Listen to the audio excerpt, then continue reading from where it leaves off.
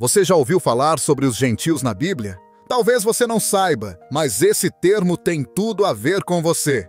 Gentios são todas as pessoas que não são judias, ou seja, qualquer um que não nasceu no povo de Israel e não faz parte da aliança original feita com os descendentes de Abraão. Mas será que essa separação ainda existe? Como Deus vê os gentios hoje? E qual é o papel deles na nova aliança? Hoje, vamos esclarecer essa questão e entender a diferença entre o que muitas igrejas ensinam e o verdadeiro evangelho da graça. No Antigo Testamento, a humanidade era dividida em dois grupos: os judeus, descendentes de Abraão, Isaque e Jacó, que receberam a aliança de Deus, e os gentios, todas as outras nações que não faziam parte desse pacto. Os gentios não tinham acesso direto a Deus. A aliança, a lei, os profetas e as promessas estavam restritos ao povo de Israel. Eles eram considerados impuros e separados espiritualmente. Um judeu não podia sequer entrar na casa de um gentio sem se tornar cerimonialmente impuro. No entanto, isso não significava que Deus rejeitava completamente os gentios. Algumas pessoas de fora de Israel encontraram graça diante de Deus, como Raabe, a prostituta de Jericó, e Ruth, a moabita, que mais tarde se tornou ancestral do rei Davi e, consequentemente, de Jesus. Mas, no geral, os gentios estavam distantes da presença de Deus. Só havia um caminho para eles se aproximarem: abandonar sua identidade e se converter ao judaísmo, aceitando a lei de Moisés e os costumes do povo judeu.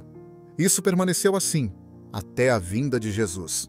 Por séculos, os gentios estavam separados da aliança de Deus. Mas então, algo extraordinário aconteceu. Jesus veio ao mundo e com ele tudo mudou. Jesus não veio apenas para os judeus. Desde o início, sua missão apontava para algo maior. Ele curou o servo de um centurião romano, conversou com a mulher samaritana no poço e foi até a região de Decápolis, onde ficava Gadara. Essa era uma área habitada, em grande parte, por gentios. Algo incomum para um mestre judeu da época. Ele estava mostrando que a barreira entre judeus e gentios estava prestes a cair. E a maior prova disso foi sua morte na cruz. Quando Jesus morreu, o véu do templo se rasgou, simbolizando que o acesso a Deus não era mais exclusivo dos judeus. Como Paulo escreveu em Efésios 2,14. Porque ele é a nossa paz, o qual de ambos os povos fez um, e derrubando a parede de separação que estava no meio. Agora, pela fé em Cristo, tanto judeus quanto gentios podem se tornar um só povo diante de Deus, sem necessidade da lei de Moisés. Mas essa mudança não foi aceita facilmente, e o primeiro grande conflito sobre isso veio logo no início da igreja. Após a ressurreição de Jesus e o início da pregação do Evangelho, algo inesperado aconteceu. Gentios começaram a crer em Cristo. Mas isso gerou um problema entre os primeiros cristãos, que ainda estavam muito ligados às tradições judaicas. Em Atos 15, vemos um momento decisivo. Alguns judeus convertidos começaram a ensinar que os gentios precisavam ser circuncidados e seguir a lei de Moisés para serem salvos. Isso causou um grande debate na igreja primitiva. Os apóstolos e líderes se reuniram em Jerusalém para decidir essa questão. Pedro relembrou o que aconteceu com Cornélio, um centurião romano que recebeu o Espírito Santo sem nunca ter seguido a lei. Então, ele declarou algo impactante. Agora, pois, por que tentais a Deus, pondo sobre a cerviz dos discípulos um jugo que nem nossos pais nem nós pudemos suportar? Mas cremos que seremos salvos pela graça do Senhor Jesus Cristo, como também eles. Atos 15, 10-11. Após essa discussão, ficou decidido que os gentios não precisavam seguir a lei de Moisés para serem salvos. Apenas deveriam evitar algumas práticas comuns entre os pagãos da época. Esse foi um marco na história do cristianismo. Mesmo assim, a resistência à inclusão dos gentios sem a lei continuou por muito tempo. E ainda hoje, há ensinamentos que criam barreiras onde Jesus trouxe liberdade. Mesmo com a decisão dos apóstolos em Atos 15, a questão dos gentios continuou gerando debates ao longo da história.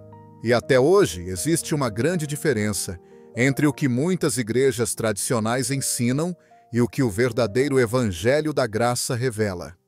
Muitas denominações ainda colocam os gentios sob regras e exigências que remetem à lei de Moisés, seja impondo dízimos como obrigação, exigindo práticas do Antigo Testamento ou até mesmo sugerindo que os cristãos precisam seguir leis judaicas para agradar a Deus.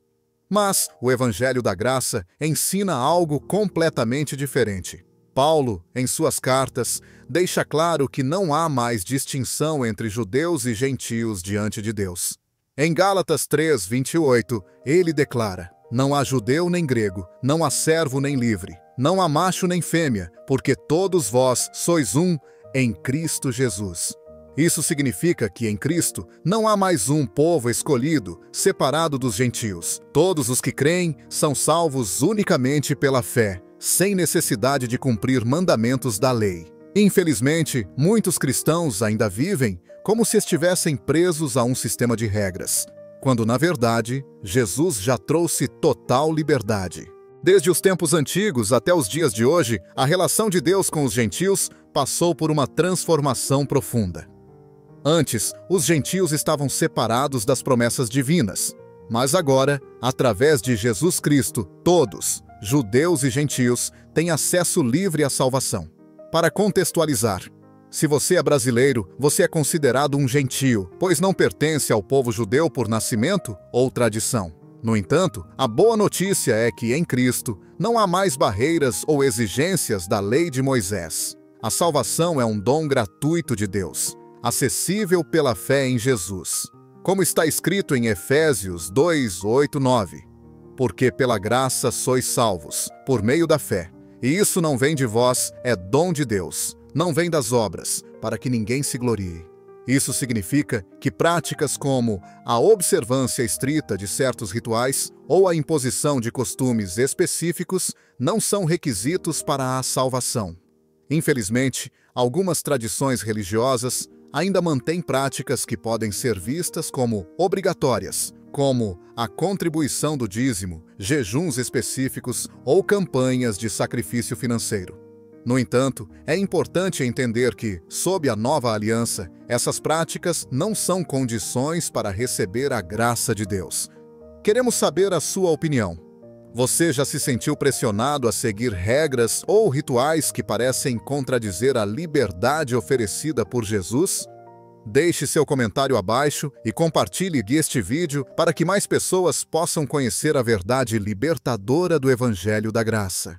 Para aprofundar mais sobre este assunto, especialmente sobre a questão do dízimo no Evangelho da Graça, te convido a assistir ao vídeo recomendado a seguir.